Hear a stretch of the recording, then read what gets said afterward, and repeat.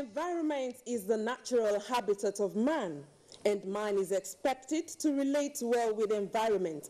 But contrary is the case in developing countries, including Nigeria, where unwholesome behavior of man to the environment has caused avoidable socioeconomic losses and death. Records say the country has lost millions of human lives to flooding, which ravages many parts of the country year in, year out. The 2017 prediction of the Nigerian Meteorological Agency, NIMET, says 6 states are prone to mass flooding, top of which are Lagos, Ogun, and Oyo states in the southwest geopolitical zone. In this edition of Panorama, coming to you on the network service of the NTA, discussion will center on the preparations of Oyo State government to prevent calamity in this year's raining season. Details after the major news. I'm Kemi Akiwandi. Thank you for joining us.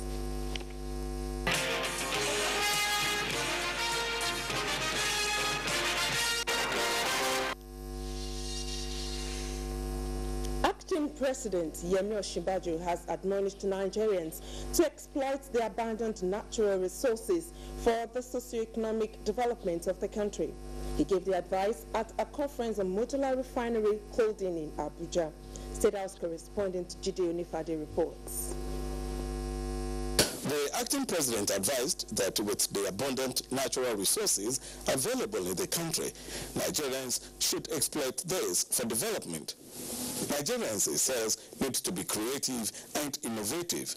The federal government, acting President Yemi Osinbajo says, is behind the modular refinery to address environmental issues in the region and to ensure law and order in the process and production. Linking this to the vision of the president for the Niger Delta area. There are many nations on the face of the world that will have the shared amount of oil and gas resources that we have, and that we want to be innovative and creative about its processes and production. Let's organize, let's plan, let's work together, let's think together, and I'm sure that we will do so. But we will have the kind of country that is very good. Describing the use of the region as enterprising, acting President Osinbajo says government is working out a framework that will make it easy for would-be investor to obtain license. So even in establishing the modular refinery, we want to see how is the federal government is being involved, state governments will also be involved in some assembly. But we also want to see that the communities are involved. So each community will also be able to take the assembly and of course the private sector. The acting president explained that government's business is to provide enabling environment for investors. The Buhari administration, he said, continues to work towards achieving this. In Abuja, Jide Onifade, NTA News. The federal government is set to engage 7,500 graduates to serve as community tax leasing officers, CTLOs, across the country for a period of 2 years under the NPAP program. Minister of Finance Kemi Adeosun said the CTLOs would be engaged to raise awareness and educate Nigerians across the board on the tax system in Nigeria. Leah Katum Babatunde has the details. Nigeria boasts of 69.5 million economically active persons, a figure not in line with those captured by the TaxNet estimated to be around 14 million. The tax compliance level of Nigerians has been a source of concern for government, especially now that it is grappling with the revenue shortage. Nigeria's tax to GDP ratio stands at 6%, one of the lowest globally. This new initiative by government will employ graduates of accounting, law, and mathematics to serve as liaisons between it and the citizens, with a target of increasing enrollment of taxpayers by 35% or to 17 million within the next 2 years. Those who qualify, we're prepared to sponsor to study maybe the tax examinations and follow a career in tax. We have to increase the number of tax professionals in Nigeria. There will be incentives for optimal performance and sanctions for tax defaulters. For any criminal offense pertaining to tax collection or payment, they'll be charged to court. The CTLOs would have the task of increasing the tax community through advocacy and outreach in public places. The Empower is a social intervention program to address unemployment in the country. In Abuja, I'm Lekatun Babatunde, NTA News. The Senate has expressed concern over the non-existence of gas pipelines from the southern part of Nigeria, which has hindered power generation and led to shutdown of the industrial sector in the northern region. National Assembly correspondent Waziri Zeyano reports on this and other activities at the Senate. In a lead motion on the urgent need to save the 215-megawatt Kaduna power plant, Senator Basi Albert Akpan, Akwa Ibom Northeast, expressed dismay over the way the use of gas to power the Kaduna plant was jettisoned. To get the Kaduna power plant working in the next 6 months, to allow the northern parts of Nigeria enjoy the benefits of the installed 215-megawatt power plant, is to provide an alternative gas supply mode to the plant. Other senators who contributed to the motion advised that Senate Committee on Power be mandated to investigate the anomaly. One prayer for this motion is for the committees responsible to do investigation and bring out the facts. 214 megawatts of power now to be dependent on somebody bringing diesel from the ports, transporting it by road all the way down to Kaduna, and then, how would this happen? No doubt about it that alternative option of gas is definitely the way forward. Outside plenary, Senate Committee on Customs, Excise and Tariff has given the Central Bank of Nigeria 7 days ultimatum to recover monies collected on behalf of Nigerian Customs Service but not remitted by commercial banks to the CBN. Chairman of the committee, Ozodima, gave the ultimatum at an interactive meeting with the CBN, Ministry of Finance, the commercial banks and other agencies. Of the over 30 trillion naira being investigated by the committee, about 536 billion naira was terminated at various banks but not remitted to the CBN. We have established among banks evidence of receipt of payments from importers, but on the other hand, was not able to remit wholly the entire money to Central Bank of Nigeria. And we are going to give Central Bank 4 days to recover this money back to customs account. It's a very serious matter. Otherwise, we hand it over to the Financial Crimes Commission. Meanwhile, the Senate has adjourned for 2 weeks to reconvene on July the 4th. From the National Assembly, Waziri Zayan, NTA News. Osun State Commander of the Nigerian Security and Civil Defense Corps has paraded 2 suspects, Umar Abubakar and Abdullahi Mohammed, over alleged fraudulent acts. The State Commandant Phillips Ayodele says the suspects were in the practice of purchasing vehicles with fake currencies. Kule Adebayo has details. The duo of Umar Musa Abubakar, 38 years old, and Abdullahi Muhammad, 28, were nabbed at Ikiri after a hot chase by men of the Civil Defense Corps on patrol following a distress call received from one car dealer in Ilefe. They had purchased a Golf 3 saloon car, one color, at a cost of 850,000 naira from him. The money paid is said to have changed from 1,000 naira notes to 100 naira notes, which now amount to 103,400 naira, shortly after the suspects left with the vehicle. 4 others from Elisha and Osogbo said to have been victims of similar act identify Umar Musa Abubakar as the perpetrator. I carried that money. I want to take that 20,000, join that 830,000. I discovered that money then changed to 100 naira.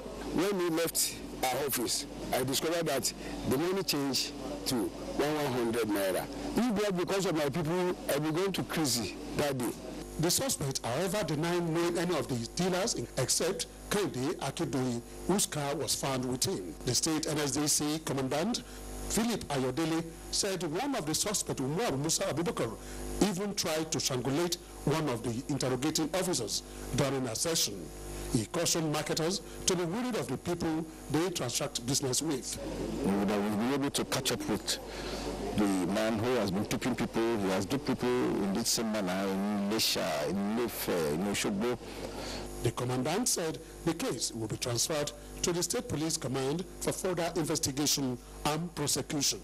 In Osogbo, Kule Adebayo, NTA News. And now joining me in the studio is the Commissioner for Environment and Water Resources of your state, Mr. Isaac Ishola. So we welcome to our studios. Thank you.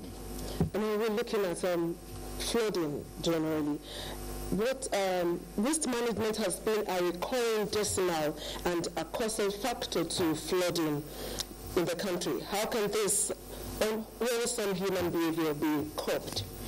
Well, thank you so much. The Oyo State government, places high premium on security of property and lives in Oyo State. And we recall in 2011 when we had this big flood that claimed our life and properties.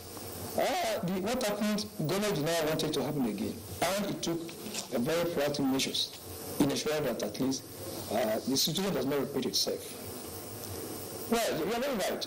There's a connection between the way waste is being managed and the consequences of flooding. Especially, water, we always find is level. When you block water passage, you definitely water will find its level. And that's why we are saying that, okay, our people, please, when it's raining, we advise them not to dump their waste, on the street. Secondly, we said they should not block their drainages. And I said lastly, that in the flowing river, don't dump your waste. And for now, you can see the way the government is managing the solid waste, it's not very likely that we'll have magnitude of the waste being dumped on our rivers. Aside awareness, probably, campaigns on disabusing the mind of people dumping refuse indiscriminately, what have you done to ensure that waste are not just there on the roads, in the drainages? Guys, thank you so much. You see, we have regulations and we have the laws. And for the past 2 months now, I think the government has been waging very serious war against the people that are doing such practices. For now, for every Tuesday and Thursday, we prosecute offenders. We are going on very serious enforcement. If you are caught dumping your waste either on the road or by the water side, you have to be prosecuted. And we have 2 magistrate courts that we have and we have stakeholders talking to our people. It's for us to have the laws. But let them know why they have the law. We will be able to make them to realize that the laws are made for their betterment. NIMA suggested relocating residents in flood-prone areas. How prepared or what are you doing to ensure that if there is the need for relocation of residents in Oyo State, how prepared are you? Let me start. We don't even pray it happens.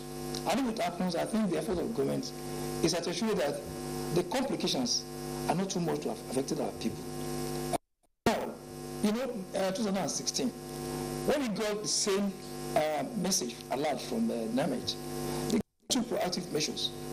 First of all, to order the Ibadan flood project management project, which is started with responsibility to ensure that flood has happened 2011 never happened again. And at that time, we dredged 14 streams and rivers in Ibadan. Then 2 big drainages were drained. Because we are thinking is that what we are saying is that if we can clear the volume, the container of water, like stream, like drainages, then we will not have it. So in 2016, you found out that in the southwest, only Oyo State never experienced a very. This year too, for now, we are doing about 24 big streams in Oyo State to ensure that at least if you have major rain, flood does not happen. Not only that, the biggest dam we have in Oyo State is Ikere Dam.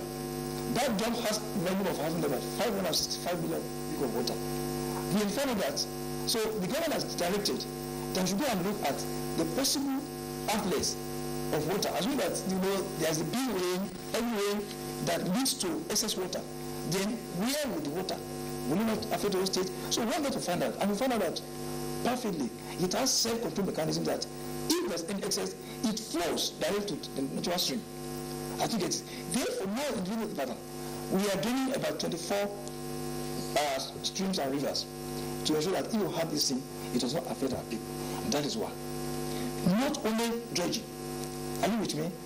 Again, we are clearing now some blockages, I mean some drainages that have been blocked so that nothing happens now. And the government has directed that the Oyo State Ministry of Environment and SEMA will be at alert.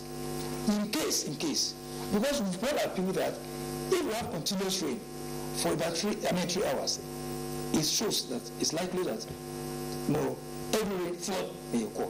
So we have taken said that both SEMA and the Ministry of Environment should take care just of that at least some people they should go to the nearby schools and must. Because we know it will not happen because already the effort that government has made, even have every rain, we are very sure that flood will not ensure. So you are assuring residents that there might not be need for relocation? No, that I don't think so. Government is talking about diversification of the economy. Now, flood sometimes affects agricultural farmlands, washing away produce, which can lead to shortage of food supply. How prepared is the Oyo State government, especially government, to assist farmers and protect farmlands? Yes, thank you so much. You see, there's no way we are talking about water. We're not talking about agri. I think the first usage of water, if not water drinking for human survival, it's a very serious infrastructure facility that will assist farming. As we get it.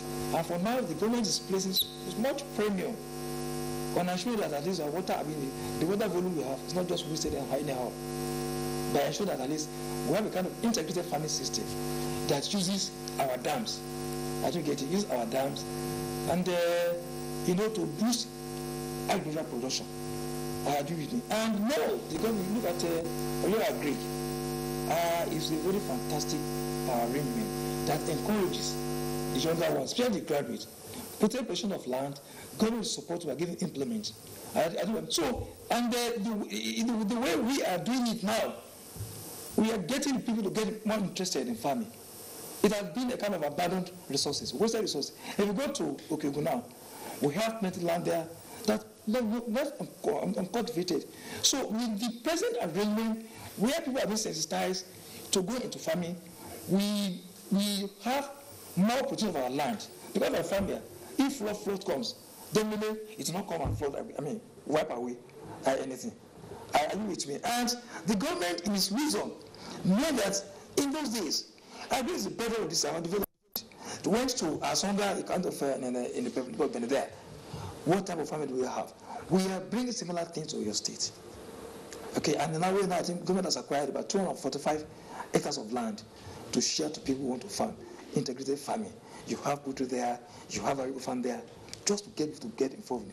And the wisdom of the state government, knowing that without agreement of no development, there's a quite arrangement, a kind of understanding between Dangote group of companies and Oyo State. And they are bringing investment about 9 billion naira in rice production in Oyo State. So that tells you that government believes so much in diversification of economy using agriculture. Thank you very much, Mr. Commissioner, for coming on Panorama. Thanks so much.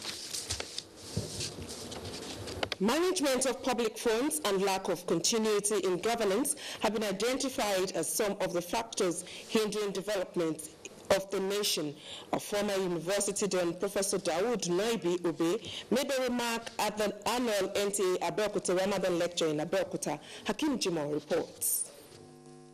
The guest lecturer, Professor Dawood Shitu Noibi, said the prevailing economic challenges facing the country was as a result of negligence, misappropriation of funds, and maladministration on the part of successive governments.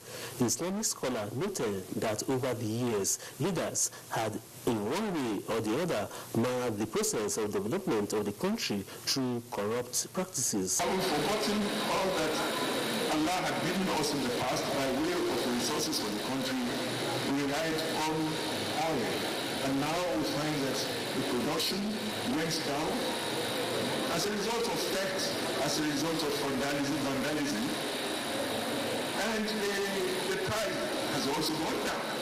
In their separate addresses, the chairman of the occasion, Prince Bola Ajibola, represented by Alhaji Bashir Aderibibi and Alhaji Najimuddin Jimoh Guduwa, stressed the need for stakeholders to collaborate with government to take the country out of recession. Earlier in his welcome address, the chief host and general manager, NTA Abeokuta, Mr. Bernard Akembola, advised Muslims to use Ramadan period to pray for sustainable peace, tolerance among Nigerians, and development of the nation. In Abeokuta, Hakim Jimoh, NTA News. It was a moment of joy aroused by a sense of fulfillment for Mrs. Omowumi Omidiji, former General Manager NTA Osogbo, as colleagues, friends, and family members celebrate her retirement after 35 years of meritorious service. Adeni Itaiwo reports. Bishop of Osun Diocese, Bishop James Afolabi Popola, stressed the need for the outgoing general manager to be thankful to God, who saw her through 35 years in service.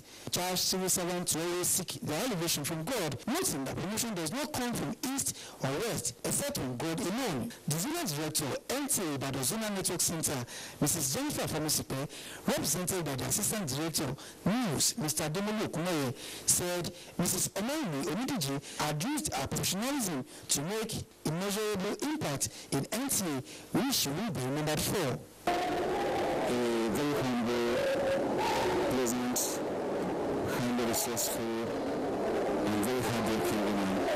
We will miss her example, we will miss her humility, we will miss the way she carries everybody along. The outgoing general manager, NTA Osogbo, Mrs. Omowumi Omidiji, who could not hide her joy, took to the dancing floor with the guests, management, and staff of NTA. The most importantly, that my staff celebrates me, because I didn't expect this. I thank everybody. I've enjoyed so much love in NTA Osogbo. Congo today, but I've stomachs to be a successful career. So all glory goes to God.